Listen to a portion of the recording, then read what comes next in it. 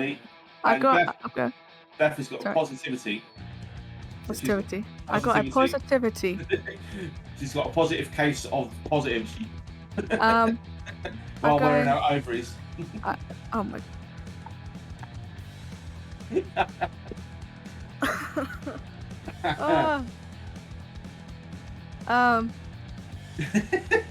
I lost. No comeback from that. No. What was I gonna say? Go call Steve, Mr. Steve now. There you go. Yeah, Mr. We of course shall call him Mr. Steve. Yeah. Mr. Steve. Yeah, don't forget it. I will never forget it. Mr. Steve on it. Yeah. Well, we gotta get something.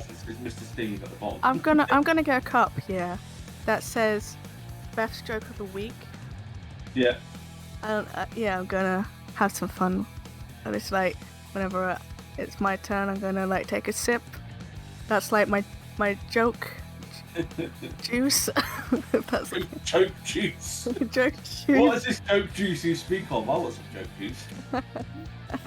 What? I might be actually funny as far as joke juice. That's always a good joke juice. Yeah. Absinthe. I'm gonna look into that actually. Mr. Steve is canon. Yes, it is.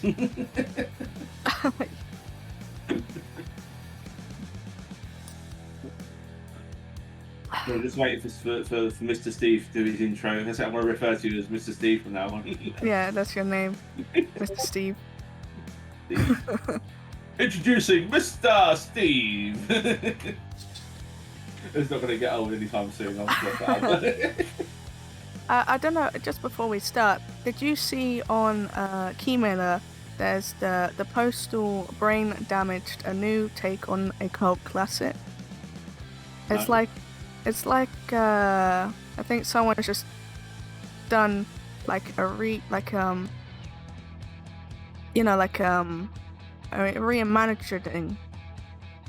of Postal. Oh. Yeah. I saw it on. Oh, okay. Never played it, but.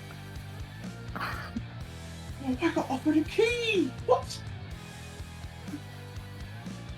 Oh, thank you. Thank you, Mr. Steve.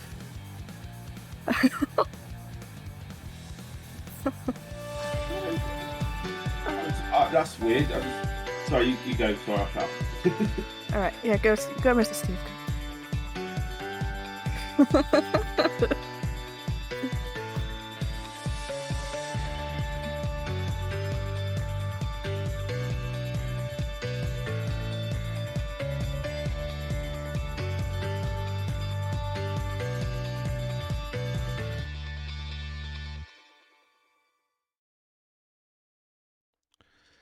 Hello, ladies and gentlemen. Welcome to the Bits and Pieces podcast, episode 21. 21 episodes we've been doing this now. It's crazy to think that we've been doing this many. And it feels like... Yeah. It doesn't feel like 21 episodes already, does it? Doesn't feel that... No. No, it doesn't. You have fun. Yeah. Time flies when you're having fun. It does indeed. It does. Welcome everyone to the Bits and Pieces podcast. As I said, with me is is my two co-hosts, Pizza Beth and Mr. Steve. Thank you. And Freddy Show as well. Hello. As always, we if you're new to the channel, just I'll let you know what we get up to. We like to do what we call spotlights. We talk about a game that we've played either recently or maybe a few years ago. Sometimes we pick up on a few years ago. Because the podcast's quite young, it might be a game that we couldn't report on because it hadn't come out yet. So we like to go back to those sort of games and discuss our thoughts. It could even just be a first impressions as well that we'd like to talk about. So we do that. We do a little bit of news and we do a little bit of like looking forward. We look at some of the games that might be coming out soon as well. So there's a lot of new, a lot of old, and yeah, it's bits and pieces. That's pretty much the name of what we do. So we'll start off with, as always, with our spotlights, and then we'll go into the news and maybe if there's some reviews as well later on. So yeah, welcome everyone. Welcome. Thank you. One and all. So, Thank you very much. what are we going to be discussing this week? Who wants to go first on their spotlight? Me. You're going to put in. Yes. You're going to talk about a game. I'm excited for this. To be honest, the game that I you're don't talking know about. much about. It's called... Don't know much about the game, but I'm very curious. Yeah. So, my spotlight is In Sound Mind, which I've played recently. And I'm one of these few that actually don't like the game. It's actually quite widely accepted as a good game. It's a horror game. It's in a like a psychological landscape where the person who plays is it's like a Shutter Island sort of experience. I don't know if you've watched Shutter Island, but it's similar to that. Similar to that, but it's like in game format, and it's really weird. It's quite creepy. And in all purposes, it fits the bill as as a fairly average horror game. And if you like jump scares and spooky atmospheres, then you'll love this game. Why don't I like it? Since I love horror games, I hate it because it's very cliche, very boring, very repetitive, and it's so easy to get lost. Now, I did stream this for about 3 hours this week, and then I played it again off stream for another hour and a half, and I got stuck. I got completely bamboozled by the game. And if the game, as far as I'm concerned, if the game, and I'm probably just stupid. Those people got through this game, but I could play it. I couldn't figure it out. So I was reluctant to look up a guide. And when I looked up a guide, there's this thing in this game, this dude in this game that basically follows you around in the game. And it's very creepy to start off with, and then it just gets annoying. Jump scare after jump scare. There's a couple of enemies in this game that are just borderline a nuisance, and the things that are supposed to put you on edge and like make you uncomfortable, apart from the sound design and stuff, which is pretty good, voice acting is good, but there's a good the bad guy, right? He starts off you're in this environment where you're in an office and you just appear there, and like it's very weird. It is start in this underground sort of part of this building, and you start working your way through it, and then the phone rings everywhere. And usually associate phone rings with paranormal stuff if there's phone ringing all over the place. As this bloke's just trying his hardest to get hold of you, right? So he's phoning this line all the time. And I just put the phone down on him every time, right? Wow. Every single time. I was like, no, I can't buy it. But apparently it's important to the story. But because I could put the phone down, I was like, nah, whatever. I'm not listening to going, you like scary movies? I eat your liver and feed it to my pigs. It's that sort of cliche sort of bad guy where he's just he's breathing down the phone. He's out to get you, Yeah. No, it's just I just didn't find it captivating. It's barely an intro. He starts off the game saying, "Curiosity killed the cat, but I killed the cat." It's like, all right, okay, well done. Okay, what was that about then? Is that what happens? I just killed the cat. Okay. Forget I said anything. Then he starts harassing you in the game. It's like being prank called in the middle of a game. It's constantly phone called when you're trying to play something. Interesting. Hello? Are you being annoying? Yes. Bye. I just can't be bothered with it. So I found the things that are supposed to captivate the game and make it interesting, I found really annoying and tedious. And because I've played so many horror games, I'm at the point where I'm like, is that supposed to be scary? But it did get me really bad. I will admit it did get me really, really bad once. And that's because I was talking to chat and I wasn't paying any attention to the game whatsoever. And I'd already looked around and there was no one there. And I turned the camera and he was standing right in my face and I fucking shit myself. I literally fell out of my chair. So I was like, okay, that was good, but that was the only time it happened to me in the 5 hours of gaming. So I've had more elements like that, and there's other moments where you turn around and you see him peeking around the corner. That was really unsettling. But again, that was few and far between. The main mechanics. So let me get to the main reason why I don't like this game is the gameplay. The gameplay mechanics. Right. So you have 3 items. You have your flashlight, which requires batteries, which you have to. They're everywhere. So you might as well not even have the battery. Running out of power, because you can find batteries for days in this place. There seems to be like a holocaust of batteries just dumped in this building. So all the supply of batteries are just in this building. So it doesn't matter where you go, there's 100 batteries. So Like Outlast. yeah. So it's just pointless having this mechanic because you're just constantly topping up your battery. Right, fair enough. Then you have to find pieces of a gun, and somehow your dude knows how to put a gun together. Done asses, and that was not explained. I mean, most average Joes will get find pieces of a gun and go, "What? Let's just go together." Then. Yeah. Dead. Right, so that's probably what would happen, right? In most cases, they probably would shoot themselves, but they wouldn't be able to build it. They'll probably misfire a gun. Exactly, yeah, exactly. So and you use this gun to shoot these demons you come across, these purple annoying things that have bullet time built into all of them. So that even if you're standing right in front of you and you put the guns to their face and you go pow, he dodges it. So it's like, wow, Matrix. What? Yeah, they're all made it to Neo apparently. And so that's the gun becomes like it's more of a tool to solve puzzles. So you find these barrels that are leaking out this purple fire and purple, what would you call it, jizz juice, because that's what it is, all over the place. This sticky stuff that you walk through has no explanation why it's there. It's disgusting. It makes a squelchy sound when you walk on it, and it's the aliens, the demons' leftovers. So you shoot these barrels in various locations, and they blow up and they disappear, and then all of a sudden you can access other areas. And most of the time, it's to find a power up. So you have your health, your stealth, the stamina is now another ability you can level up. Running speed, and you find these little packets of chewing gum everywhere. At least that's what I think they are, or Viagra tablets. I don't know what they are. These little blue tablets. So you find them, and he eats them, and then suddenly he's super strong, super fast, and he's like Linford Christie on speed. So, boom, gone. So the running mechanic is like being on light speed in a game. Usually, if you it's like Picard, warp 10, ensign, and off you go. Just zooming around it, and it becomes a bit jarring because it feels like motion sickness. I got a bit of motion sickness from it. So it was so like just really like super duper quick. So it felt a bit off.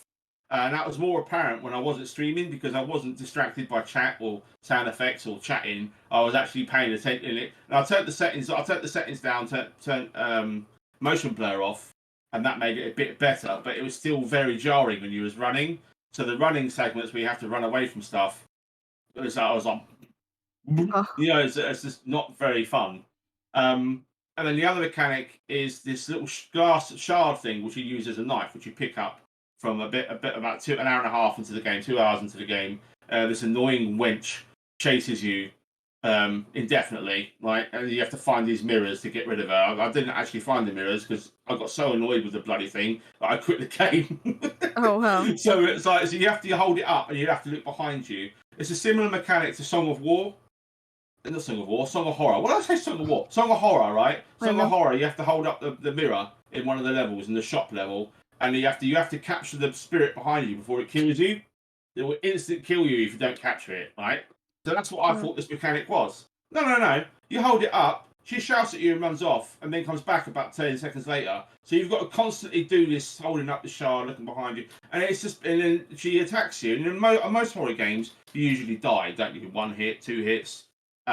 She takes about 500 hits to kill you. So there's no tension there. There's no like, oh my god, I'm gonna die. It's like you can just run around and like as with batteries, everywhere is food.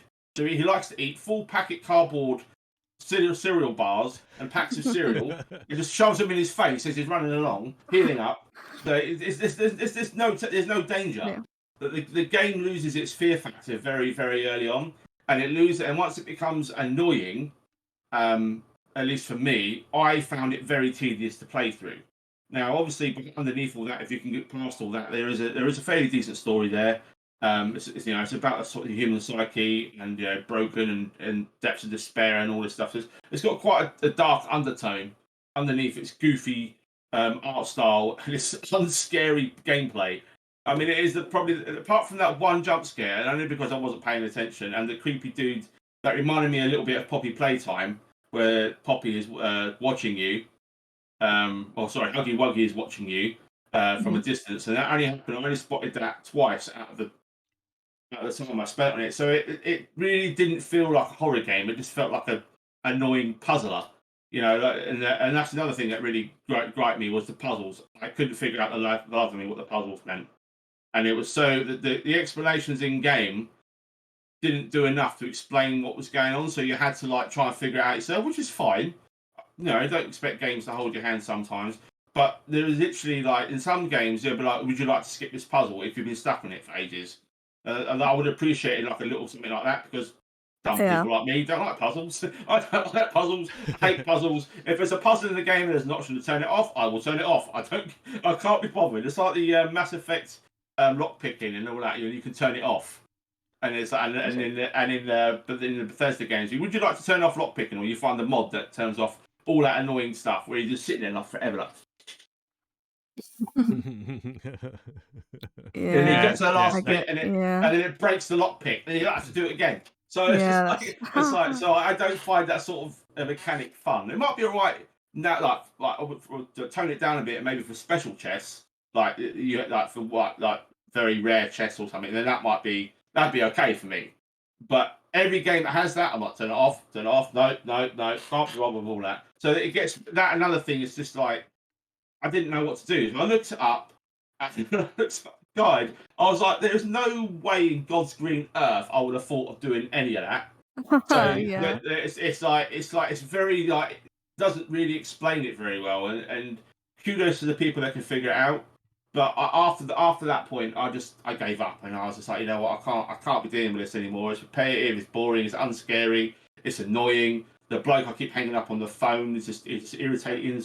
I felt like real life where you get random calls throughout the day, and it's like, "Hello, would you like to buy some cheese?" No. So it's just like it's just got really annoying. And yeah, In Sound Mind is okay if you can look past all the tedious aspects. It's a very cookie cutter horror game. It has some creepy moments for sure, but it's very tedious, very annoying. You need guides to get through it if you're not because the puzzles aren't obvious. The game doesn't make things easy. But the main bad guys of the game and then the scary moments are about as unscary as watching Lego.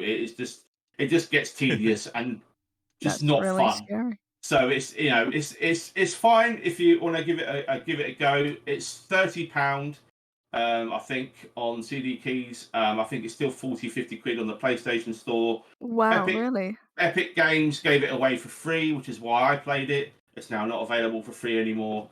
And it's £30 on there. I don't know how much it is on Steam. I haven't looked that up. I think it's maybe £30-40 maybe.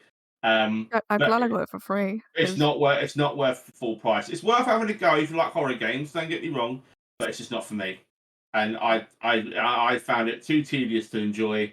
And that stupid woman that kept screaming, "I want to kill you," and then took 500 years to go about it. I just got annoyed with her in the end. I just gave up. Yeah, you're gonna kill me. Yeah. You're gonna kill me. What? Don't worry. I've got this stack of cereal right here. I'll just eat Yeah. that while you're trying to kill me. So yeah, it's yeah. In Sound Mind is I don't recommend, but only hardcore horror fans will probably play through that game, and that's it for In Sound Mind. Okay. Wow.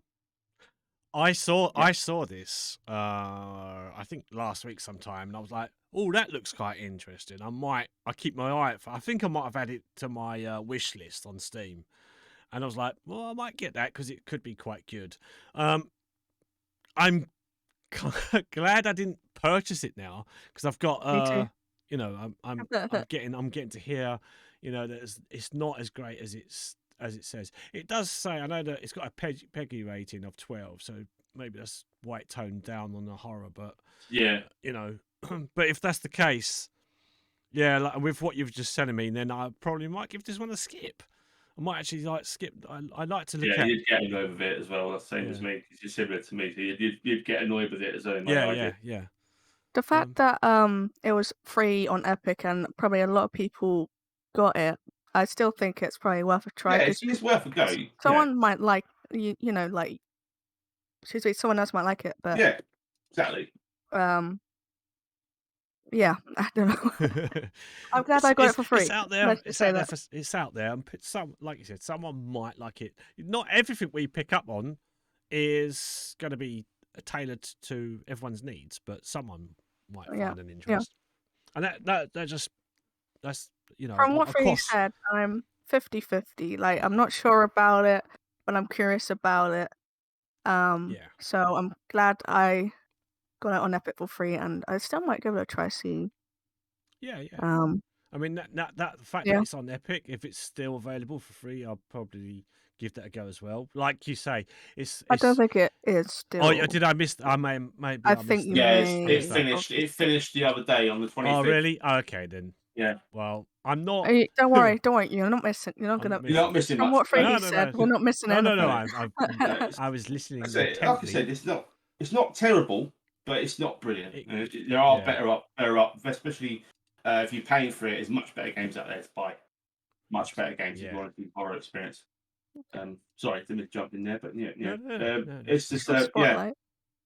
So play it if you want, but it's different horses for different courses. Exactly. It all depends on your taste whether you enjoy it or not. But don't go into it. I didn't actually know it was a 12. That would explain why it was dumbed down a lot. I thought it was a 15. So that's why I was like, well, this is a bit naff for a 15. Yeah. So I thought that explains a lot of it, why it's dumbed down. I was just looking at the cover picture of the game, and the guy looks like the guy from Fallout. You know, when he comes to the house. Yeah. In Fallout 4. He looks like a detective dude to me. He does. Yeah. Yeah. I don't know who he is, but no, when I saw him, I thought he looks kind of like that guy. Yeah. But yeah. Random thought. But yeah. Right. Yeah. I'm gonna go last with my spotlight. So. All right. So you want me to go next then? Yeah, I'm done. Next. I'm done ripping into mine now. So all right. Well, we can get into your tasty tidbit. All right. Let me bring up juicy. Say a good one to that. All right. Mr. Steve presents. Mr. Steve. Yeah. Mr. Steve. Okay. So what I want to bring to the table today, it came out in 25th of February 21. It is an open world survival game, and it's set in space. If you haven't guessed it already, it is Breathage, which for the first time I sort of see it, I think I was watching like a big Twitch streamer play it. I was like, I kind of like that. That looks kind of fun. It's heavily compared to Subnautica. It is one of those like copy and paste sort of things where it's like it looks like it's Subnautica but in space, and that's all you take from this. That is all you're going to get from this. It is, so basically you play a man called the Man, and you're taking your grandfather. Very original. Wow. As far as protagonists goes, you know, you're just the non-speaking protagonists. They're always the best. It's easier. It's easier to do things like that, isn't it? You don't have no voice acting. There is some voice acting in it, but it usually comes in the form of the onboard AI, who I would say like. The onboard AI is actually not too bad. It does it helps carry you through the game a little bit when you've got someone talking to you. But like you are a lone man, and the point is that you're supposed to take your grandfather's ashes to a galactic funeral thing, and like because it's on board this ship which is carrying coffins and stuff, that's all you'll see. Though you'll wake up, there's a big explosion, there's the ship's blown up, it's got debris flying everywhere, you've then got to try and survive, you've got to try and build. It is like survival in space. So, like I said, it is heavily influenced on something. So I'm going to keep referring to both, and it's hard not to. It's just very hard. Like it... By the time I finish talking about this, you're going to go, why didn't you just play Subnautica? I have played it. I know Subnautica, Sub-Zero was very good games. This is trying to be that, and it fails. For me, personally, I feel like it's failed a little bit. As I said, the story starts off with a character, the man, who is just wanting to get his grandparents' ashes to a galactic funeral. And on the way, there's a space hearse. the man explodes. The man explodes? No. and is left drifting. No, Explode. the ship explodes and is left drifting in space along with the dead bodies that are surrounding you. Every section, there's certain parts of where the explosions have taken place. There's little icons that appear, and if you go over to those icons, the game will say, "Oh, it's a checklist." So it's like, "Oh yeah, we found that, we found that, we found this, we found that." And sometimes there's little stories behind. You'll read letters. It's like, meanwhile, you're suffocating because you've got no oxygen. So it's it's one of those sort of like panic-stricken things. It's got, certain games have a certain sound when you hear that. You remember Sonic when he's drowning in water? That panic mode kicks in. The music speeds up. This has that sort of same sort of feeling towards it. Like you'll get towards dramatic sort of like tense moment. Your oxygen depletes very fast in this game, and you can improve your oxygen. You can improve your oxygen. There's light that you can get. There's certain things you have to add to your spacesuit. I would say the overall design of this, the aesthetics of this, is very much sort of 1950s, 1960s Soviet Union sort of, that sort of look that you see in games like Fallout had that sort of look as well, where you had the old TVs. They were very old, sort of like box TVs, the tube TVs, with the big tube at the back of them. It's kind of got that look to it as well. So you could tell it's very Soviet Union inspired with there's even music playing that you can switch off. You go in as you enter your safe place where you can breathe freely. You'll hear some music. You can turn it off. You don't have to. But you'll make this little area your home until you move on to the next section where you have to then make another home and crafting. It's obviously got all crafting stuff in it.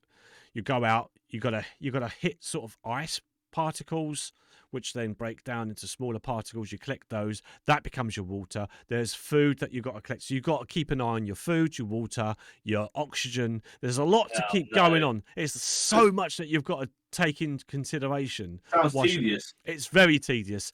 Like I said, that panic thing when you're breathing, when your oxygen depletes very very quickly. And I'm not sure, I might be corrected on this, but I think it also depletes quicker if you try to use your jetpacks. I think sometimes it can go.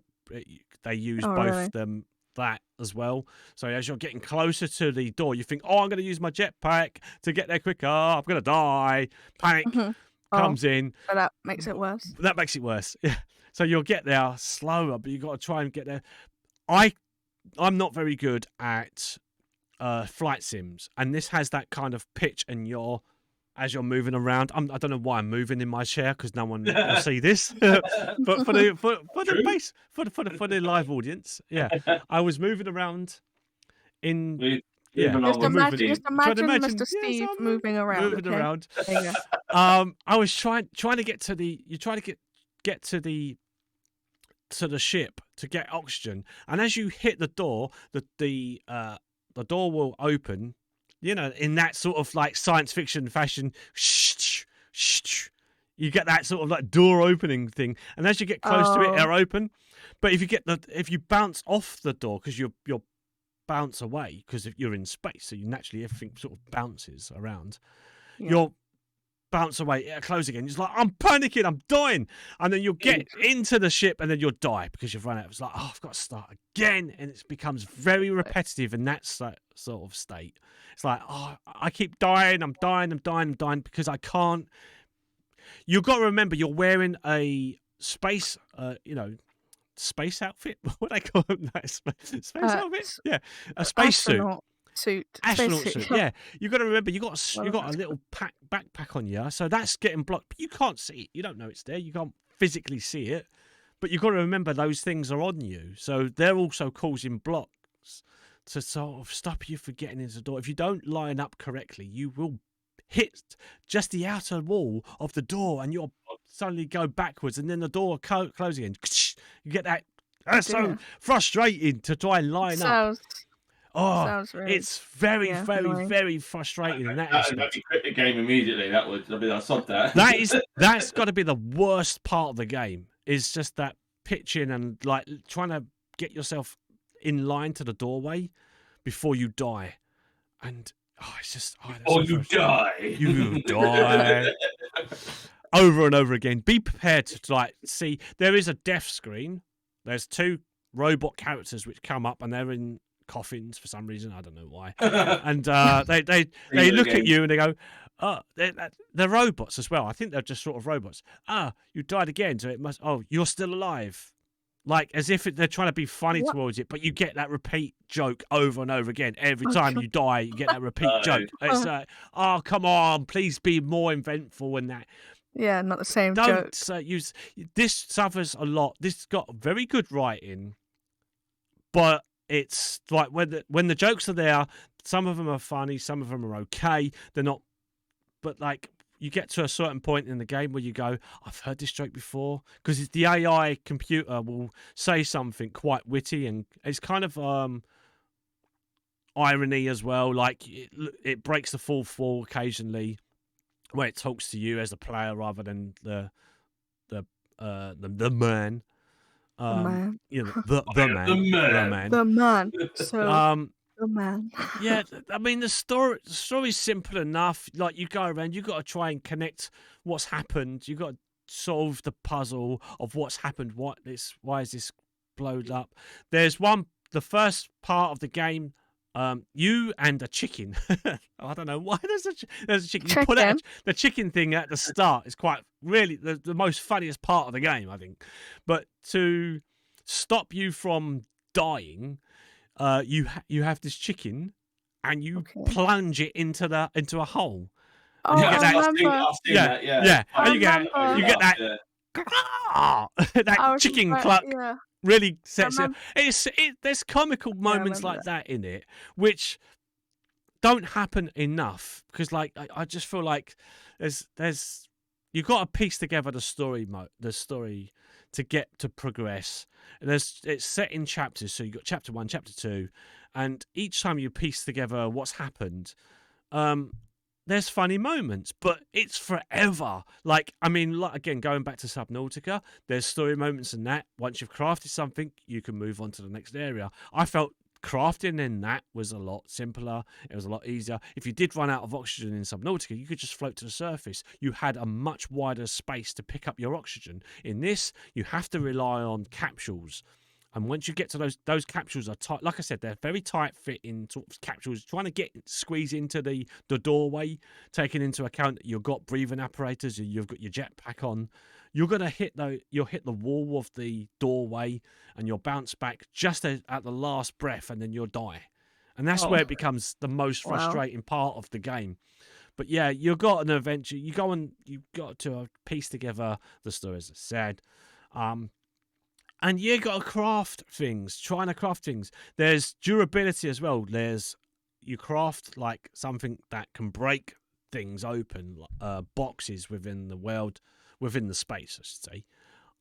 That you'll find other parts that you need, tape, things like that. Usual sort of stuff that you'd expect in a crafting world. Crafting like the tape, mechanical wiring. You piece it all together. It goes, but like I say, it's got durability, so once you've used it up too many times, it breaks. I found myself going back to it just recently, and I was like, why am I doing this? Why am I torturing myself for this? I reinstalled it, and I'm like, oh, I don't enjoy this at all. I enjoyed it the first time round, but the second time round, I felt like I'm not enjoying this. I want to investigate certain areas, and you have to there's a camera that you have to craft, there's a drill that you have to craft. You might find you have to find blueprints on the way crafting those things. It becomes quite tedious over time, or at least that's what I felt from the game. It is an okay game. Like, I'm not going to say, maybe my experience was I didn't enjoy it, therefore someone else might. Again, I think this echoes what Freddie was saying about his game. I'm going to say the same thing. Someone else might enjoy this. If you liked those sort of games, it is Subnautica in space. but I much preferred Subnautica overall. I think we're kind of going into Subnautica a little bit too much, but I can't help but compare the two. You are going to do that. You're going to find comparisons with both. You know, something happens, an explosion happens where you've got to survive to stay alive. And it's either set in space or it's set underwater. Yeah. On a water planet. And on a land, on an island. on land, on an island. And your experience is always going to be similar. Crafting things, doing progression. There's certain things where I got to, I'm going to spoil it, I don't, it's quite early on, but there's a story element where you get to, from the first in the first chapter, before you get to the end of the first chapter, you'll get to the part where you have to re-engage a ship. So you re-engage it and you hit the fire button, it blasts off without you. The front part blasts off without you. It's like, no, I can't, I'm still here. So it kind of teases you to get to that stage. And it's kind of a joke that they did it, but I didn't find it funny because it means I'm stuck in this game and it's awful and I didn't like it. So I want to be a bit more positive, but I can't. Like I said, the writing's very good. It's kind of the writing was similar to the Journey to the Strange Planet. Have anyone's ever played that? Yeah, I played it. Yeah. Do you know that the comedy writing on that is very similar? And I would say out of the two comedy, like out of the two games where comedy's heavily influenced in one game, Journey to that Strange Planet was much more enjoyable. And also because it's like you're on a planet, so you don't have to worry about. There is crafting element to both these games, but yeah, the Journey one was a much more enjoyable one, and the writing's much the irony and it's very very funny moments and that. There was very funny moments in this, but it doesn't come around quick enough, and it doesn't keep you entertained. It didn't keep me entertained enough, and like found myself listening to the same joke over and over again. I'm like, okay, I'm bored now. You've said that once already. I don't need to hear it again. Let's move on. Be a bit more original with your jokes. Like me. Yeah. I'm Beth. So original. Beth's jokes are I make up all my jokes. I don't look at a website. No, you don't. I know you don't. We've not seen you. We've not heard you type. But nah, there you go. Breathage. That's because I'm not. Breathage is. It's a good. It's slow paced. It's very slow as well. Does it have co-op? I think it's single player. I don't. Oh, that's terrible. Then bad game. Yeah, it's an open world space survival indie. It doesn't. No, it's not co-op. It is single player. It's single player.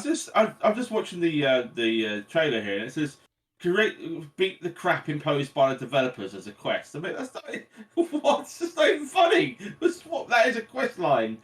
We said it like it says call for help, and it goes crap imposed by the developers, and you got to make another pointless item. Yes, you make that. Yeah, there is a thing that you have to make. That is very silly. I know breaking the fourth wall is funny and all that, but that is about as fun as watching paint dry.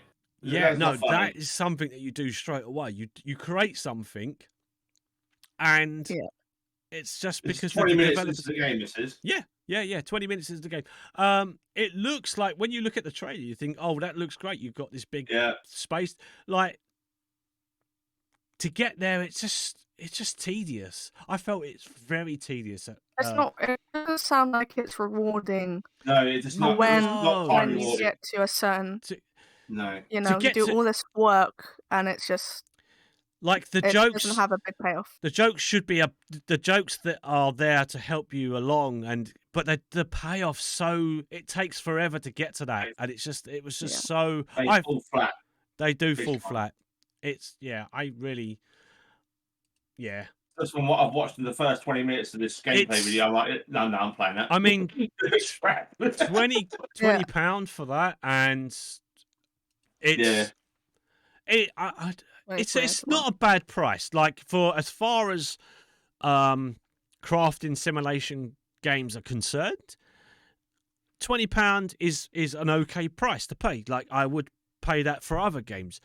Yeah. I wouldn't buy this one just because you've already got Subnautica out there, which did a much better job of its crafting mechanics and its storytelling was a lot better. The story in this is okay. It's not brilliant, but it's okay. There are some fun, like I said, there are funny moments in it, but they fall flat because it takes forever to get to that funny moment, and you're like, oh, okay, I'm bored now.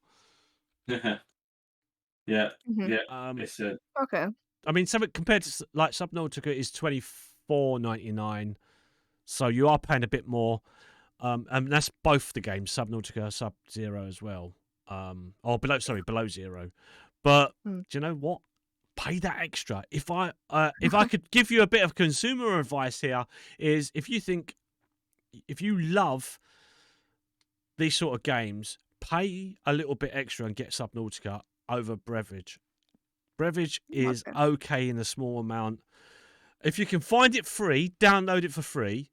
You might actually still enjoy the game better than I did. Just because I didn't enjoy it doesn't mean say someone else won't.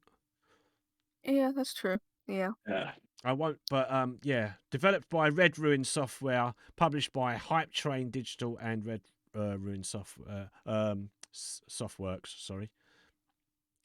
Okay. But It yeah, does. It sounds like the way you're describing it doesn't have it, you put all this work into yeah. You trying to put get somewhere, and then it's a disappointment when you get there. So yeah.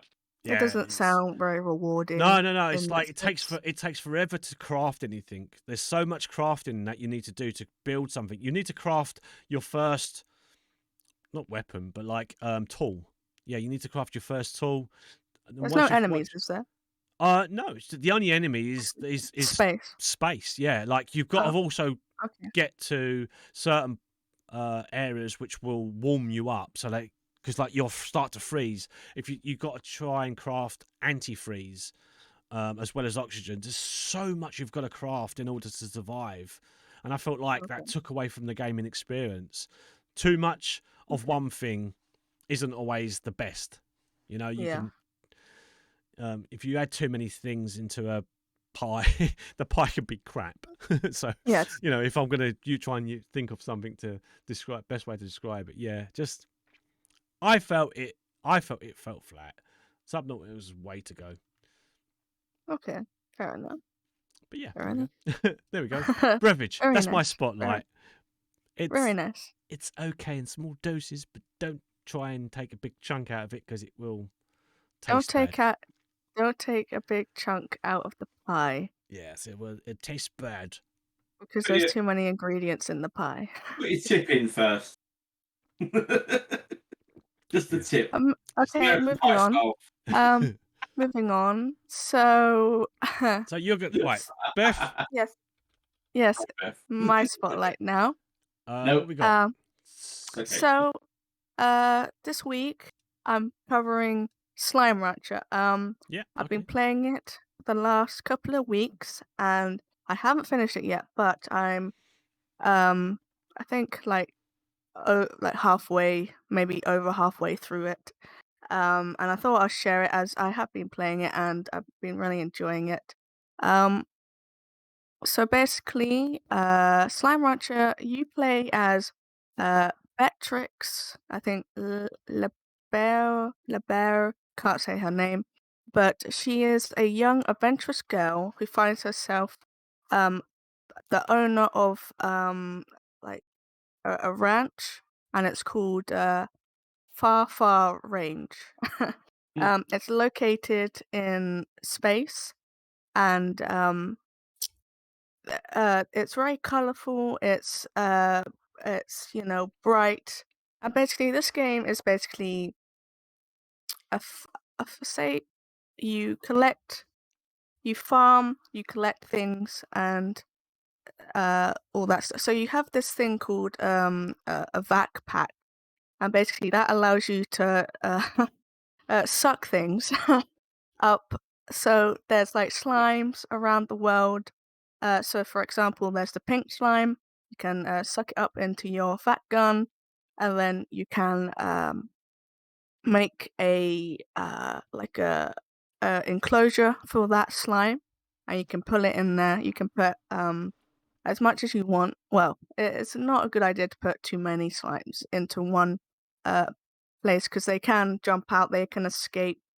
The start of the game, it's a bit it feels a bit grind like if slow. It's slow to progress because It's a slow burn. yeah, slow burn. Yeah, But I didn't necessarily mind that because this game is supposed it's to a good slow be burn. sorry. It's a good slow burn. Yeah, it's a good slow burn.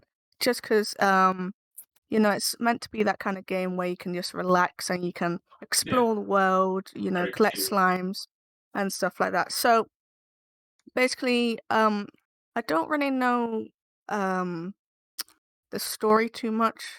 All I know is there are things around the world with like notes and stuff that you can read, but to be honest, I don't really read them. Um, so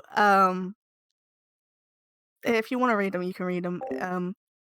But basically, there's loads of different slimes, and there's like one, two, three, four, about 5 different locations you can explore and travel to. Um, for example, there's the dry reef. There's the moss blanket, uh, indigo quarry, just to name a few. I can't remember all the areas, but you basically oh, I must mention, before you can even get into these areas, you gotta find slime keys. And basically, because there's gates that like shut off. You you can't get through, so you have to get the slime key to unlock the gate to be able to explore the next area. Um, yeah. So basically, acquire a slime key, you have to find around the map these slime goros, and they're giant slimes. Just one. So, for example, in the beginning, you see a huge pink slime, and basically all you have to do is feed it its certain favorite food. Each slime has its own favorite food, and you have to acquire it by exploring the world. So the pink slimes, they love everything. They don't have a favorite food. So you could feed them carrots or Like me.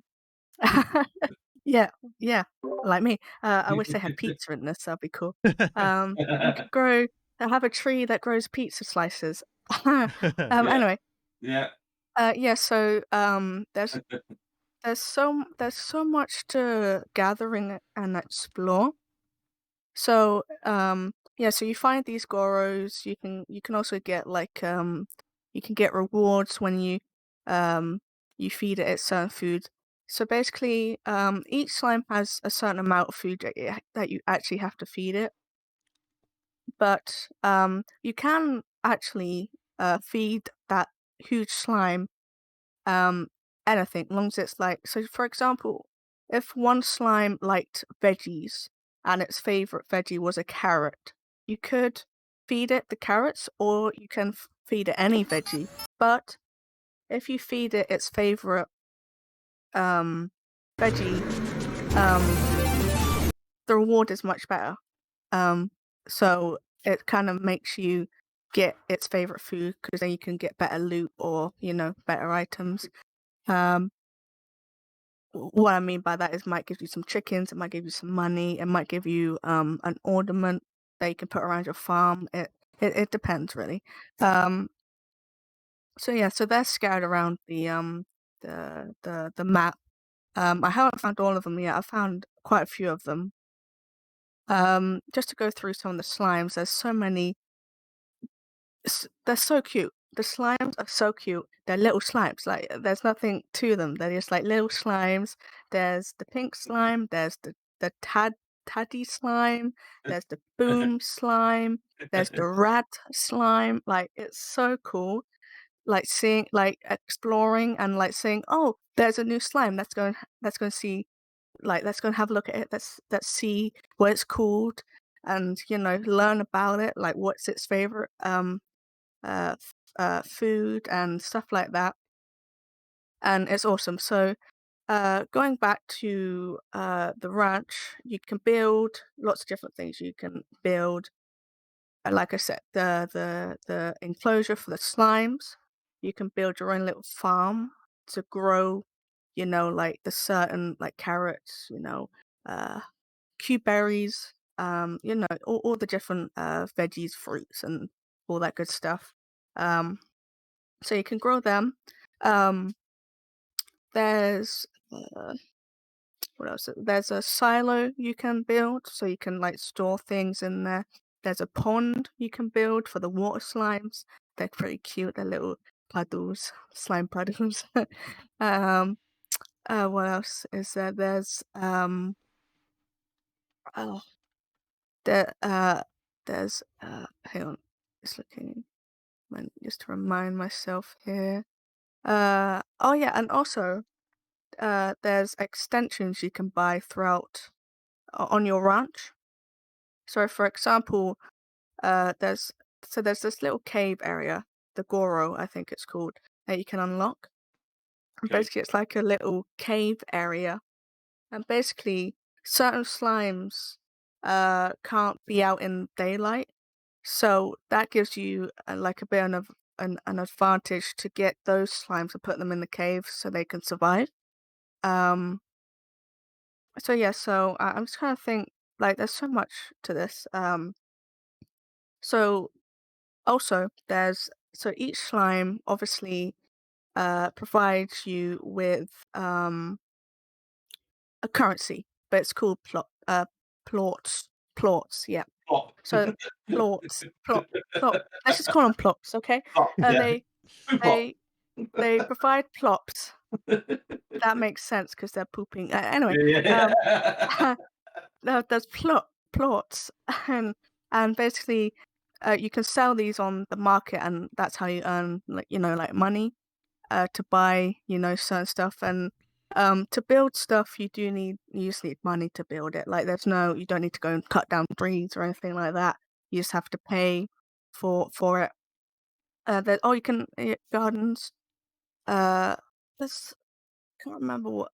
There's an infirmary you can also craft that allows you to burn things, which burning is fun. And the slimes. You can if there's a slime, if there's like a pen of slimes that you have and you're like, oh, I want to get rid of them, you can just throw them into the incinerator or whatever. Um, but yeah, let me just have a look. Um, yeah, I can't remember. There's so much. I think I covered it all really though, because it's just I've been playing it and it's to be honest, it's quite a good stress reliever. To be honest, I've just been really enjoying it, really be able to relax and just it's just a really cute world that you can explore. Um, but I can't remember the other things that you can craft. It'll probably come back to me like in a week's time.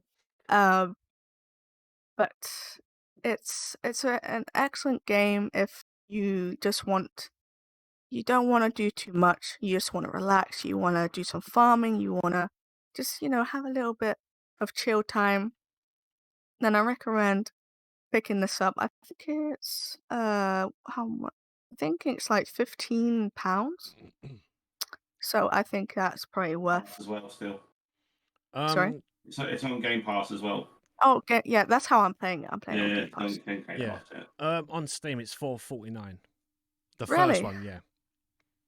Oh, there's another one? There's the second one. two. Is it out yet? The second one out yet? The second one's not out yet. No, it's currently not Oh. available yet. It is. Yeah, it's coming soon. Released. Yeah, it is currently due for release. That's gonna have Okay. co-op and other bits and bobs in it as well. Oh, awesome. Oh, Yeah. I have to go play that because Yeah. I've enjoyed this one so far. So, Yeah. I love yeah, Slime Rancher. It's a great stress relief game. oh, you played it? I've played a lot of it. Yeah, my kids have played it more than me, but I started playing it because I watched my kids play it, and they were like getting all cutesy over the cute slimes, and I was like, oh, they're like Pokemon. Collect all the Yeah. slimes. It's got to collect them Yeah. all. So I'll give it a go. I'll play it for half hour, see if I like it 6 hours later. I'm still playing it. No, Yeah, it's a very chill game. Like I said, to echo yes, a lot of the things you said here, Beth. yeah. It's very relaxing. It's a nice way to kill some time. It's you don't really get any. You have a health bar and you have an energy meter where you have Oh to yeah, keep sort of got an eye on it. forgot to mention that. So there is thankfully there isn't a food system or anything like that to worry about. But Yeah. the health thing, you do actually run into some slimes that will hurt you.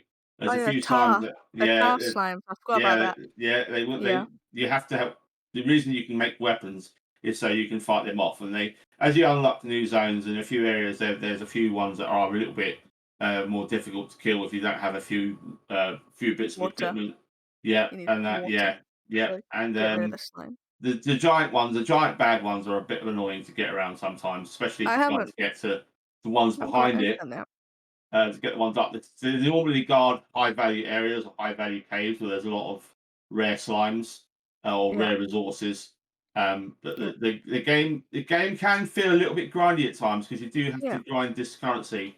There's a currency like a gold coin you have to grind for But upgrades for once, purchases. But once you get an economy yeah, yeah. going, 'cause Once you get basically it, when you have your farm set up of all your slimes and they're yeah. pooping out all the plots, you Mm. sell these plots for currency.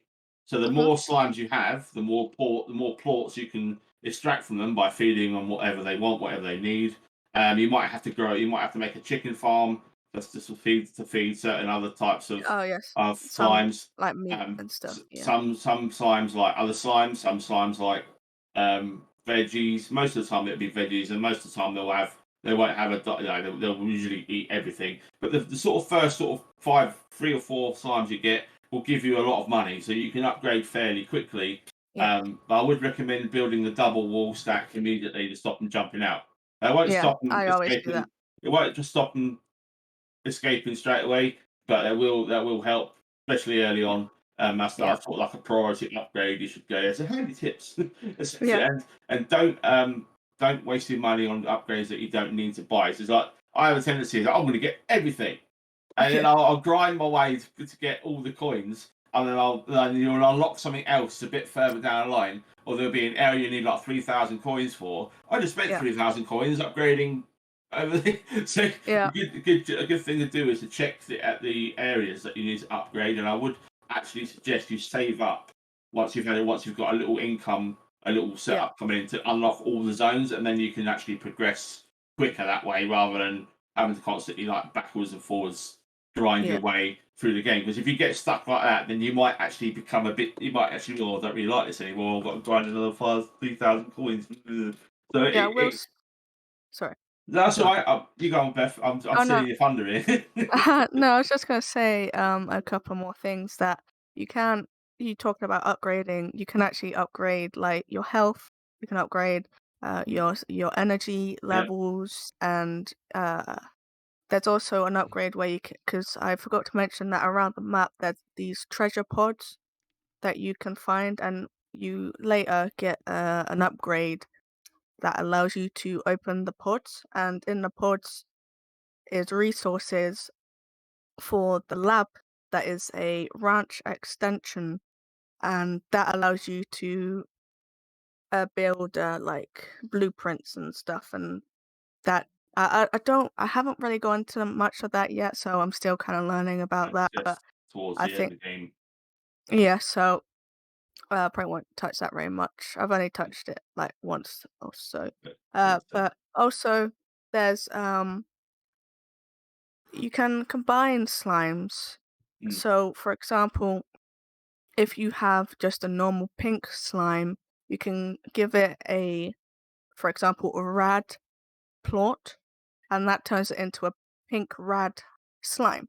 And they actually provide, uh, the pink slime's plot and the rad slime plot. So you kind of get two from one slime, which I think is awesome.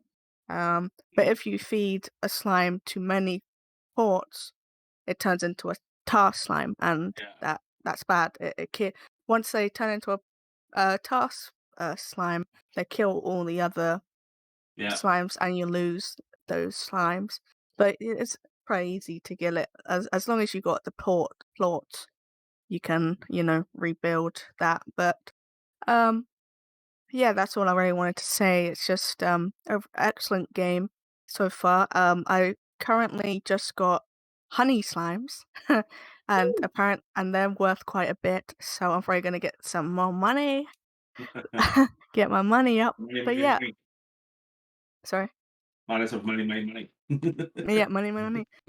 So yeah, I Yeah, money. definitely recommend this game just for a chill back, relaxing game. Um, yeah, it's cute, it's fun, it's awesome. There's also, I just wanted to quickly mention, there's a free game on Steam called Island Saver, and this game kind of very much reminds me of Slime Rancher, and it's kind of it teaches people about uh plastic and stuff in the oceans and stuff, and it's got this really cool system of like you have to pay tax. It's so cool. So I'm probably gonna try that out at some point. But if you kind of want a free Slime Ranch experience, try Island Saver, and it's on Steam for free. Try that out.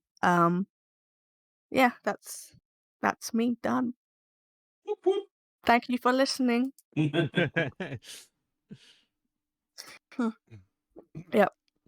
So So yeah, it's a fun little indie game.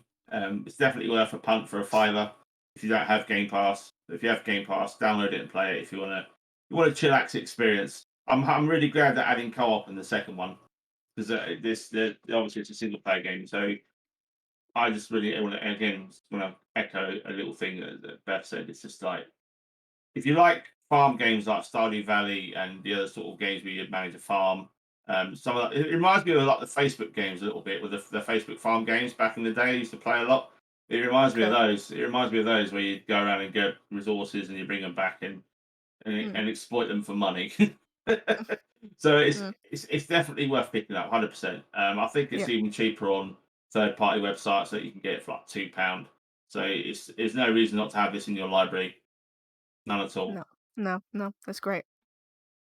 A positive recommendation from the Bits and Pieces podcast. Now time to go back into the negative. Yay! We've got some news. Yeah, into the news. Yeah, that's right. Yeah. Well, right. Yeah. So if we move on what news we got. yeah. Does anyone have any news? I've got something I can talk about. If you don't, I don't. Yeah, you go on, Steve. All right. You so jump in.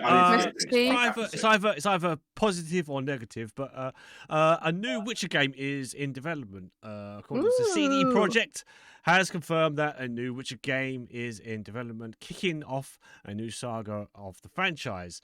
The new game will be built using the Unreal Engine 5 rather than CD Projekt's Red Engine, which the studio said will begin a multi-year strategic partnership with Epic Games. It covers not only licensing but technical development of Unreal 5's Unreal Engine 5 as well as potential future versions of Unreal Engine were relevant. CD Projekt said we're closely calibrate with Epic Games developers calibrating with Epic Games developers, with primary goal being to help tailor the engine for open world experiences. CD Projekt said that the changes to the new engine was made to help streamline the development process. From the outset, we did not consider a typical licensing agreement. Both we and Epic see this as a long-term, fulfilling tech partnership. CD Projekt Red CTO Pro, I can't pronounce his name, Zalduri. I think I may have mispronounced that, but anyway, yeah, it is vital for CD Projekt Red to have the technical direction for our next game decided from the earliest possible phase, as in the past we spent a lot of resources and energy to evolve and adapt Red Engine with every subsequent game release.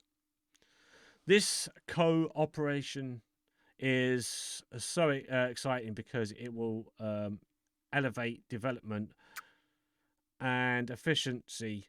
Will subsequently Greg, why do I have problems reading? Good God. Okay. Granting us access to cutting edge game development tools. I can't wait for the great game we're going to create using Unreal Engine 5. I mean, I'm not going to continue on reading through that, but like it won't include what's his name, Gerrit. Geralt.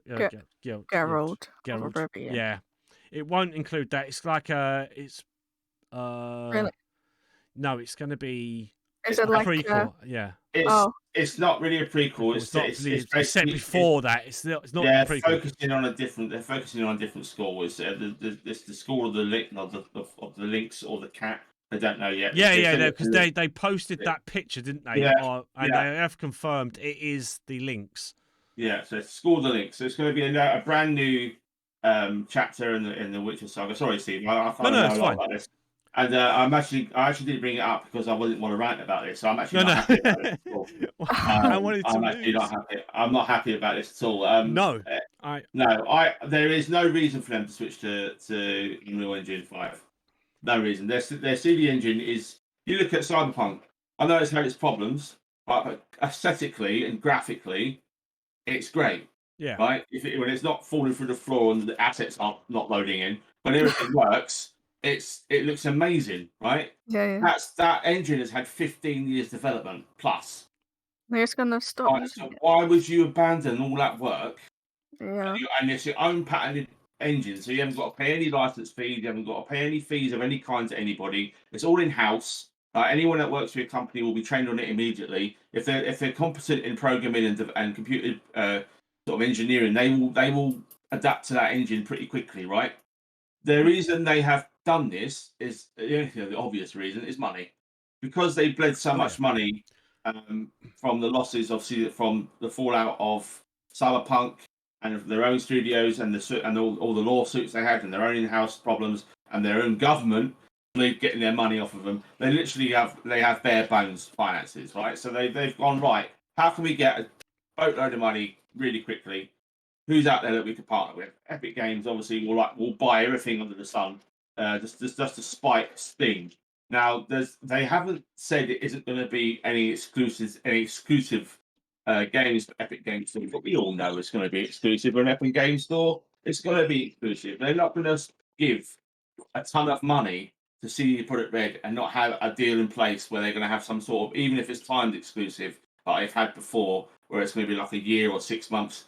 And Epic Games is owned by Tencent, right? And Tencent is not a nice company to work for. They're very, very all about the money. So this next game, I can imagine it's going to be like a microtransaction, poo fest. It's going to be really bad. I can't see any other way they're going to go to, because almost every title that as an IP, Epic Games has put some sort of nonsense in it. So I know it's a speculation at this point in time, but I don't see how they can, because they're going to have so many technical problems switching from their own Red Engine to Unreal 5, unless they're building it from the ground up in Unreal 5, and I can't see them doing that. They're going to import that to Unreal 5 and then tweak it and modify it, because I can't. Why would you throw away all that work? I guess it's just not living up to the standard that they wanted it to. It's just not working, not doing what they want. Yeah. So the other theory I read, or the other thing I read, was that because so many of people have left the project, have left the company, anyone that comes in is trained in Unreal, because the Unreal is the most popular toolkit for programmers at the moment. The Unity is awful, right? So they won't use Unity to make big project games. So they'll start off in Unity and then you move on to Unreal Engine. And I've used Unreal Engine and I've built some basic stuff in it. It's fairly simple to start off with, but obviously there's a lot of complicated stuff in here. I'm not going to say, I can make a game, because I can't. But I honestly can't see why you would, because I think their fees about 15% to use their engine in a licensed game if you want to make a game with Unreal Engine. So you'll give you've got to pay them a 15% fee before you can do anything else to use the engine. So obviously they're going to absorb that in it. But I can't see where they're going next. They should really carry on the story of Ciri. A lot of fans are actually perplexed as why they're not, because Ciri's story isn't finished. The end of the Witcher, she becomes a Witcher, or she becomes a queen of a ruler. Spoilers, sorry, but that's the two endings you get. Or she dies. Okay. Is the other ending you have, or everybody dies. Yeah, you can die. Everybody can die. Even Geralt can die. In the Witcher 3, so there are multiple endings there. And the game's been out since 2015. You would have played it by now. I haven't. My day is ruined. Yeah. And blame Mr. Steve for bringing it up. It's my fault. So very quickly, I'll just say that a lot of fans are not happy with this partnership with Epic Games. A lot of fans are not happy with the fact that they're now just throwing out there a new school of God knows of the links, no reference to any material. So it's a completely new storyline, school, whatever. So it's only going to be loosely based on The Witcher, so they could do whatever they want, which is fine. That's fine. I've got no problem with that. But again, myself and like many other Witcher fans are like, what about Ciri? We want to play as Ciri. Can we be Ciri? Is Ciri going to be in the game? Is there going to be any ties to the old cast? But apparently there's not. There's not going to be any ties to any of the old crew. It's going to be a brand new protagonist, and it'll be a named protagonist which you can create, and that's all they've released. That's all they said. It's weird. I don't know why they're doing that. That's really weird. It's I don't see the need. I don't know why they're abandoning all those characters and all that lore and all that established. How amazing would that game look in a modern day engine with no bugs and Witcher World, like Cyberpunk but Witcher World in terms of graphic fidelity and might even be first person, which a lot of people are like, what? So So yeah, I'm not like myself and a lot of Witcher fans and CD Projekt Red followers, although I'm just about following them now these days, are confused by this announcement, this partnership, and because they're all like, well, we're not going to tell you. Shh. Money. No, we're not going to tell you. We're not going to announce anything. They've been offered a contract to do probably a new game. Yeah. With I don't know. I don't like. Why wouldn't you do? Because you know what? Because of the series, the Witcher series. Oh no, but that's still based on. That's weird. Okay. Yeah, it's based on the books, but the number 3 pretty much went in their own direction with it. It took the world and took certain aspects of the books, but did their own thing with it, which is great. That's what you want from a creative game. But because it's like it's not even they haven't even got the original writer involved. So I see. That's why fans are very concerned about the direction they're going in, because they're without the original director and without ties to the original world, and if it's set in the way in the past, then that's kind of like I don't like doing that. If you've already got an established world and loads of characters that you spent hundreds of thousands of hours with, like Yennefer and me and Geralt, and everyone else who's been playing the games since it came out. I've been playing The Witcher since The Witcher 1 came out. And I read all the books. So I'm like a big Witcher fan. So it doesn't make any sense to then all of a sudden go, we got any of that. We're gonna make our own thing with complete nonsensical canon and not in the not. It reminds me of similar of was it Mass Effect. That Mass Effect game, Andromeda, Mass Effect. Andromeda. That's what it means. That's what I think it's going to be, a situation like that where they're going to make a Witcher style game set in the style, but it's going to all the fans are going to be like, what? What? It's exactly what's going to happen. I can see it a mile away. Absolutely see it a mile away. But yeah, so I've actually extended the podcast by about 30 minutes there. Talking about bloody CD Projekt Red and no, I don't like that. But yeah, it's a very precarious situation, and I guess only time will tell to see what happens from it. But there's given their reputation and Epic Games' reputation, it doesn't look good for CD Projekt Red. It's not a good look. Not when they're failing to get back their loyal customers and loyal fans. Regarding other issues that I could go into for about 4 hours, but no. No. Yeah. Right. Yeah. Not today. Not today. Not Well, I today. think with that said, I think we can move on from that now. Yes. Can Yeah, I do next? Move Can I on. do If you've got some, Can I? Go on then, Freddie. Go on, Freddie. Right. Bring us some news. Rockstar Games have lost the plot. They have lost the plot. You know why they've lost the plot? Because they're taking their old game, GTA 5, and asking for subscription services for it. Give us money each month for this old ass game so we can give you fake currency and a bunch of crap you don't need. Yeah. GTA Online is getting a new monthly subscription service, but this is the kicker. Only on consoles. That's terrible. That's actually ridiculous. PC players. Don't tell the PC players. Where most of our players play the game. Don't tell the PC players. GTA Plus will give subscribers monthly infusions of in-game cash, plus cars, cosmetics, and other pointless bonuses. But just on PC because you smell. So people are gonna buy it. People are gonna do it, and it's gonna. Yeah. People that are ignorant of all the things this implies will just fuel this fire, and we'll have this crap in every other game. That's ridiculous because that game's so old now. Like, it's just do it with maybe the next GTA or maybe even Red Dead 2, but not that game because it's old. When did that come out? Like in 1850. 1850. Came out before computers were invented.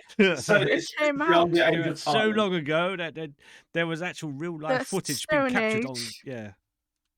They used to play in the sand and mud. That was there. I've got it. 17th of September, 2013. Yeah. Wow. That's last time. I don't understand. Nearly 10 years. 10 years. Now, I do understand because it's popular. A lot of people play it, but that's kind of the first few. They're doing it for money, aren't they? Yeah, they're just milking. They're milking them. They're milking that cash cow has been bled. Yeah, like so much. It's now been beaten and turned into hamburgers, and then reburnt into a cow, and beaten again. Yeah, remolded. Remolded. But people keep spending money just to get cars and stuff. Shall I tell you what amazing things you get for this monthly increment, which is £6 a month, by the way, if anyone wants to know. Go on. All right, you get 500,000 GTA bucks delivered to your bank account every month. Yeah. You get something called the Devastate 8, along with a complimentary Hayo Special Works upgrade. God knows what that means. Available to purchase by the general public. Plus the HSW Orange Trip and the HSW, I'm guessing these are cars, HSW CMYK glitch liveries. The auto shop. So you get access to an auto repair shop. Introduces an assortment of gameplay updates from the Los Santos tuners. Current auto shop owners can relocate to La Mesa at no additional cost. So you get game-changing benefits as well. So it's not just like you get a bit of money and some stuff. You get gameplay advantages. Waive LS car meet membership fees. What? Membership fees? What? Get out of here. It's a bloody game. That's terrible. That's ridiculous. Current LS car meet members with GTA Plus will reimburse with 50,000 GTA bucks during this event period. So you get money, but you wouldn't get normally because you're a subscriber. So that's pay to win. Yeah, online. Yeah, that's online. You get free money. Then you can go and buy all the yachts, all the guns, all the places, and make your dude super powerful. Yeah, that's ridiculous.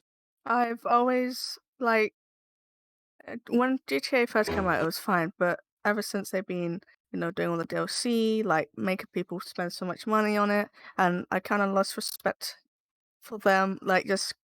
It's ridiculous. And now that they're doing this, I've lost even more. It's just that's pay to win now. That literally pay to win. Yeah. Literally, that's not. Yeah. Sorry, there's one more tidbit that will grind my gears. It's only available on the new consoles. Yeah, it's not coming out So on their re-released game of God knows That's how so long is because strange. it's got a 4K slight upgrade in graphics. I mean, it is slight. If there's a So comparison here. they're making people get the new Xbox just so that, like, just say so, that.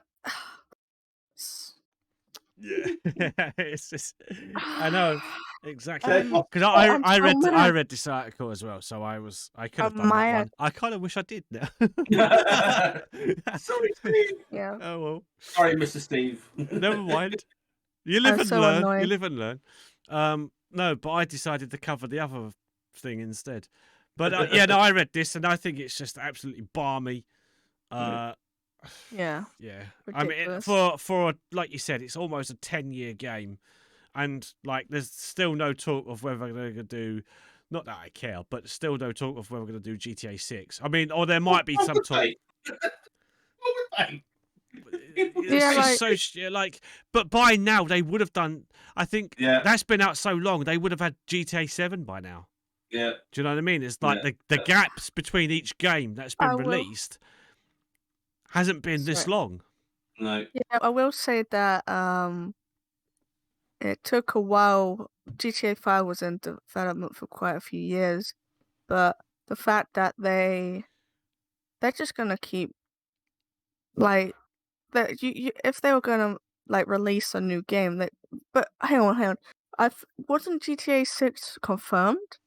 I'm pretty sure it was Yeah, confirmed, Yeah, they had a teaser last year they have. saying All it was right, in yeah, development, but but there's been nothing else there's on been that. nothing no. else since that. We probably won't get any more information until they've milked some more money out of the GTA 5. Because they're Probably already at the end of the year. they're already milking, like, Yeah, Red Dead 2.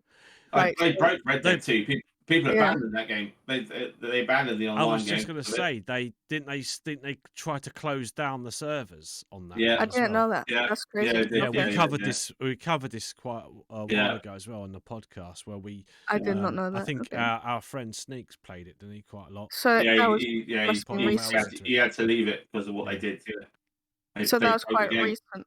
Yeah, Yeah. they alienated their fan base and made people pay to win. And the people that were grinding, they made it even more grindy, Yeah. and just broke the game. They just broke the game, and then they decided to shut down. They were going to shut down their online servers for those that were enjoying the game. And then they said, "Oh, we'll keep the servers up, but we're going to do it because." And then you have to pay this, that, the other. And So they've made it a paid subscription yeah, service. well, almost. You get Oh, the same thing. You pay a monthly subscription, and you get a bunch of gold, in-game currency, and a bunch of other stuff that you wouldn't normally have like access to. So it's the same thing. The Rockstar don't give a monkeys about so like are anything they? anymore. Do you think that because they done that to Red Dead 2, and I pres there must their stats must Yeah, be showing that it's yeah. successful. People did it, yeah, because they're stupid. Yeah, So they're thinking, okay, so that's getting us more money and yeah, income. Let's do it on GTA 5, yeah. a That's exactly it. 10-year-old game. Well, you think about it, they have like what if they have like 100,000 monthly players, and 5,000 of them pay the subscription fee. That's money they Yeah. went in their pocket before, Yeah. you know. And then you get the peer pressure of everyone else playing together. So well, I'll pay for it. I'll pay for it. Why don't you get it? You play the game. Why don't you get it? Yeah. Yeah, Yeah. and you'll get all that, and that'll slowly increase. So the people that don't think too much about it or don't really care about the implications of what this causes in the gaming industry, the average Joe wouldn't give a monkeys if this is Yeah. their only game that they play. And they'd be like, okay, £6 a month, yeah, no worries, I'll pay that. Get more money, I'll play the game anyway. I don't play nothing else. Hmm. That's the target. That's their target. That's who they are. That's who they're after. The people that play it all the time and when they play with their friends. So they're targeting the little niche communities in the game itself. And they do. That's why it still exists. That's why it's getting inserted into almost every game under the sun. It's Yeah. because the companies are like, well, they're moaning about it, but they're still playing it because the people who are moaning about it are the ones that are trying to advocate change and trying to get this crap to stop. But because the majority of people aren't online, don't read newses, don't read gaming news, don't listen to enough podcasts like ours, and aren't in the know about what this Yeah. sort of stuff causes, they're ignorant. Ignorant is bliss. You know, what I mean, this stuff's been going on for years, and it's only gotten worse. But Rockstar and just like Ubisoft are the worst culprits for this rubbish. They really Yeah. are. They actually don't give a flying f about anything that you say to them. They're just like, yeah, whatever, we'll do what we want. We're still getting money, so Mm. that is, it's disgusting. But unfortunately, until people wise up and start wising up with their wallets instead of the keyboards, then it's never going to change. It's never going to be any different for any of us, and we're always going to have this crap to deal with, as well as like stupid That's why. microtransactions and the shops and all that other crap that infects the full price games. Last week I talked about the Final Fantasy Chocobo racer. That's why we still get crap. That's why we're getting crap like this, because people aren't wising up. Yeah, I will say that that's why indie games are so important Yeah, right now, yeah, and they are to support indie developers. Like, if you really enjoy a game and they're an indie developer, support them, because indie developers are the way forward, I yeah, think. yeah. 100% agree with you there. Yeah. Like, for a real, if you really love games and you really want unique experiences and you don't want copy pastes and stuff like that, indie developers, 100%. Like Core Keeper.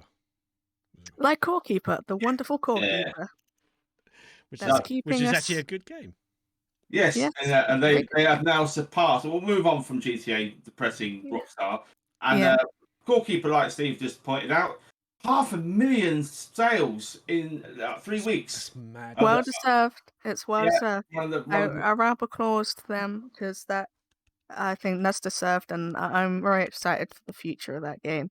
See yeah. what they do with it, and yes, yeah. We can influence it because they're regularly asking for Q&As from the players that play the game. So go and join the Discord like I have. Go over to their little suggestion section and give them a good old suggestion, because there's some good stuff in this game and there's some good stuff coming. There's a lot of good feedback. I've read there's a Q&A on Steam on the community page where you can read the suggestions and the questions that the fans and players have asked, and there's a lot of good stuff going to be coming. I'm not going to go into it because we ain't got time. But Yeah.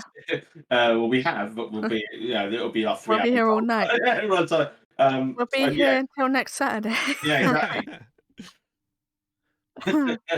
I don't think my voice would last that long. Yeah. But yeah, 100%.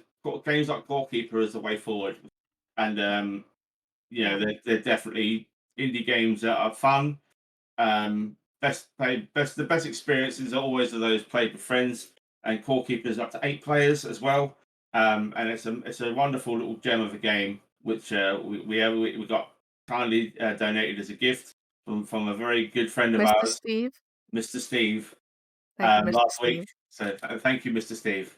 I put 23 hours into this game so Yes. far, and We still need to try and play again together, Yes, because yes. we've been missing each other. We don't have a lot of time for it, but yeah, we need to, because it's a wonderful game, and Right. we need to beat those bosses up. That's what we need to do. Yeah. The 2 that are left. We accidentally killed one. And you the killed other them day. all. No, we killed one the other day, and I didn't. I hadn't gone back to the game out of fear of killing them all. All right, so that's your 20 honestly, hours. it wasn't intentional, Steve. Honestly, we ran into it, and Yeah, we tried to started. kill us. We was It miles started to away try and from it. squash us. And I was like shooting at it from like miles away, and then all of a sudden it's jumped across the map and landed on my face. And I was like, oh crap. So I started attacking it and I realised its HP was just going boom, boom. So I was like, well, we might as well kill it then. We killed it. Don't worry, there's many other bosses, and I'll explain later, but there's sake of spoilers. There is a tradesman that appears after you take the first big blob out. So all that ancient stuff we found and all the dolls that you sell it to him, and you can buy resources off of him. And sometimes he has super rare stuff. So it's random what he has. But it's definitely one of those. I know we spoke about it last week, but it's definitely one of the best games that I've played in a little while in terms of just being addictive and fun. There's not many games that I get into with a fun gameplay loop, and this one has a fun. anything that has a crafting element or a mining element can be very tedious. A good example was Breathage. Resource gathering can be very, very bad if done incorrectly. So Core Keeper is fun. It's just it has elements of all the old traits of games. It reminds me of Dungeon Keeper so much, where you're hitting through the walls and making these little squares. Fun. And it's just awesome. It's just the amount of stuff you can create. The sky's the limit, and it's only going to get better. And unlike Valheim, you can actually make stuff. It doesn't fall apart in 2 seconds flat. So it's the best of everything. And as a developer team is really on the ball. And who's it made by? Because I want to shout the dev team, so I want to support their other games if they have any. Yes, we know this. I did know it, but it's when you think of something, you're like, Pugstorm. Yeah, Pugstorm. That was it. It's their favourite dog. Why do I remember that? Pugstorm. Yes, Pugstorm. Pugstorm. You are the best. You are the best. Shout out Pugstorm. We love this game. We love this game. More than the rest. Yeah, everyone deserves to play this game. Little rat. Is it £15 or £20? It's $10.99. No, $10.99. Sorry. I always think it's more expensive because it's so good. I know. I picked up on that as well. It's like, well, when we was talking about this last week and just getting ready to sort of like spring that onto you guys, but yeah. But when I was looking at it last week, I was like, oh, I think it's like $15.99, and it is surprising. It's only $10.99. It's actually like for the price that you pay. Yeah. It is so cool. Yeah, it's nice to just play with friends and just like explore the world as you go, and suddenly run out of the bridges or run out of torches. Get lost. Sorry, I was can't just find your way back. Sorry, go on. No, go on. I just wanted to add that they did do a Radical Rabbit Stew, which is another one of the games that they came out in 2020. Oh, okay. I'm going to pick that up then. Okay. There is a demo available on Steam. Again, it's along those similar sort of lines by the looks of things. I'm just looking at it now while you was talking. Sorry, I didn't mean to interrupt you there. No, it's all right, Mr. Steve. It's that's fine with Steve. Yeah. No, it's a good game. Awesome. Like you said, just to echo again what you said, with friends and that. With friends, it's so fun to play. Even without friends. I mean, I started creating my own little world, and something we didn't realise before, and I'll mention it now.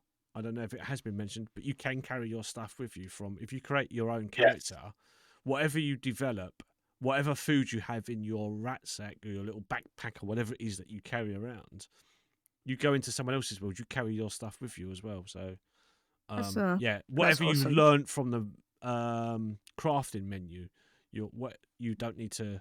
You take that with you. You'll take that knowledge with you to someone else's world, and they sort of get them. I think you share that information across worlds.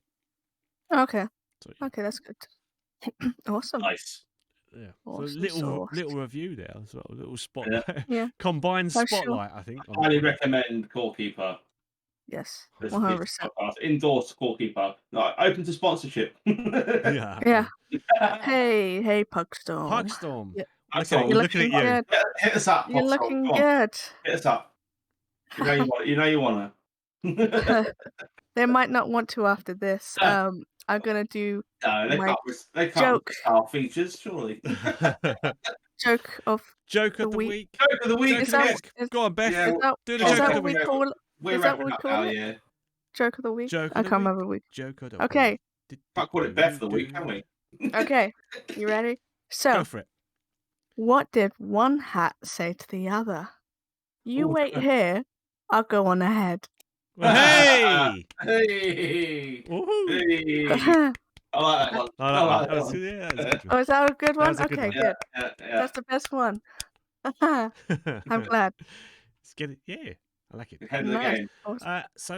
That's pretty much rounds this podcast up. Then when we get to the joke of the week, it's usually a sign to say that we're pretty much done.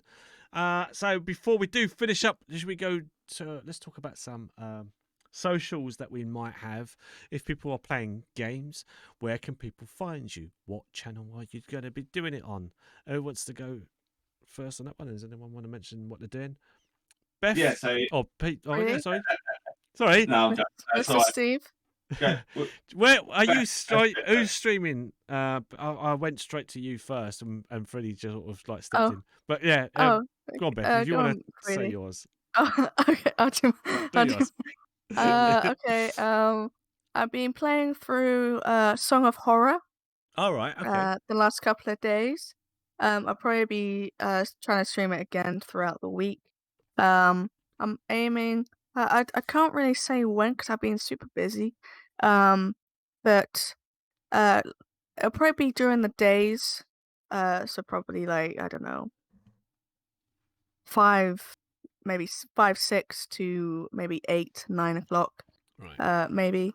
It just depends what I'm doing that day and stuff. But yeah, I'll be playing Song of Horror, probably some other games too that I've got from Keymailer.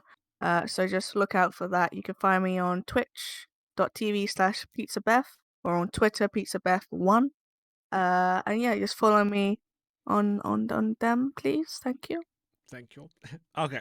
Sorry, Freddie. Yeah. All right. Cutting off. Yeah, so I'm moving from Twitch to OnlyFans. What? I'm going to be streaming on OnlyFans. I could tell you right now that's not a good idea. Just I'm only joking. Yeah, just probably www.twitch.tv thank goodness. /Freddie Show and OnlyFans. No, I'm joking. And I'm going to be playing God knows what next week because I don't know. I actually don't know. I'm in between games at the minute. So I might settle on something next week. But we're going to be playing some community games next Thursday. So every Thursday, it's going to be community games like What the Dub and some other stuff that usually words and the word games and stuff that you can do on there. And hopefully, might be launching my new podcast next week. Okay. At some point, it's going to be a rant cast. I've decided it's going to be Freedy's rant cast. That's what it's going to be called. And I need to get some guests on there because there's no point in there by myself. So that's I'm going to be also doing another episode of my paranormal show that I've been doing. Freedy's Frightful Frolics. Episode 2 is going to be coming out next week. I've got my second episode of anime show coming out next week as well. So I've got some busy stuff on my YouTube channel, so please head over to my YouTube channel. Links are on my Twitch page, which you can find down below in the section. And obviously, I am on Twitter, the 3D Show, that you can message me and talk to me on there as well. Cool. Excellent. Awesome. As for me, I'm not entirely sure what I'm streaming next in terms of games, but I will be back usually weekends at the moment. Currently they are staying sorry, I got interrupted by the Amazon thing. I won't say what it is. We already know the name. That dot, the Echo dot. If you Alexa. Alexa, play Despacito. So yeah, I will be on Sunday. I usually do 2 streams on a Sunday. Usually there's a day stream between 3 and 6, and then again at about 8:30 till late on Sundays. I'm not deciding yet what I'm going to do. Might do some Core Keeper. I have been doing some on observation duty, which has been quite fun actually. Been quite a fun game to sort of do. Little spot the difference sort of game. Oh yeah, we were playing that. Yeah. So that was quite fun. That was really good. Yeah, I might do some more of that tomorrow as well. And maybe during the daytime I might do some more Core Keeper. And you can find me on twitch.tv/funnybitsboy. Also, with the podcast does actually now have a Twitter page as well. So yeah, you go over to Twitter. It's Bits Podcast 1 at Bits Podcast 1, and you can message us there. Hopefully I can answer you soon because although it is out there, I think, and I'm setting up some Reddit pages as well, and we're going to try and set up Facebook, but they're currently not available at the moment. But yeah, definitely message coming soon. Coming soon. So yeah, Otherwise, you can at Funny Bits B as well, which Funny is me. Bits B. Yeah. Which That's is where you can find Mr. Steve. That's where you find Mr. Steve. Yeah, I'm going to change my name now to Mr. Steve. No, Mr. Steve. Yeah. The real That's Mr. what you're going to Steve. be known But as. their podcast will return again next Saturday at 9, as usual. You can find us on all of the usual RSS feed platforms: iTunes, Spotify, Now Music, or Amazon Music. Amazon's other thing platform, Audible, that's all, which is also episodic, so that comes out once a week. They've got episodes there. But please, if you can, if you're a first time listener, listen out for some of our other stuff. Again, it's over on SoundCloud. Download, like, share, leave some comments. That's how podcasts usually grow, because people are downloading them and sharing them and writing really good reviews. Nice things. Say nice things to us, and we'll be nice to you. If you want to be part of the podcast, you feel free to message us on any of our socials. Yeah. And I'm sure you'll get a reply at some point saying that yes, you can, because we're not looking forward to that another person coming on. But yeah, that's it. That's done for this week. I don't have anything else to say unless anyone else wants to add anything right now. No. Okay, fine. No. We'll call that an end then, shall we? So thanks very much for watching if you were watching live, and thank you very much for listening if you are listening wherever you are around the world. Until next time. An 80 day? No. Until next time. Thanks very much for listening. Goodbye. Bye. Bye, everyone. Bye. Bye. See you. Bye.